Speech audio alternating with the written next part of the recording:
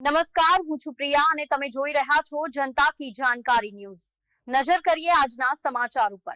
રાધનપુરના ગુલાબપુરા પ્રાથમિક શાળામાં શિક્ષકના વિદાય સમારંભે સમસ્ત ગામ હિબકે ચડ્યું। ગુલાબપુરા પ્રાથમિક શાળામાં છેલ્લા 17 વર્ષથી શિક્ષિકા તરીકે ફરજ બજાવતા વસંતીબેન પટેલનો વિદાય સમારંભ યોજાતા ગ્રામજનો, વાલીઓ અને વિદ્યાર્થીઓમાં ભાવુક વાતાવરણ જોવા મળ્યું। 16 વર્ષ 8 મહિના સુધી આ શાળામાં સેવા આપ્યા બાદ તેમની બદલી તેમના માદરે વતન સિદ્ધપુર થઈ। વિદાય સમારંભમાં ગામના લોકોએ, શિક્ષક મિત્રોએ અને શાળાના આચાર્ય વાલાભાઈ આહિર સહિત એસએમસી કમિટીના સભ્યોએ હાજરી આપી।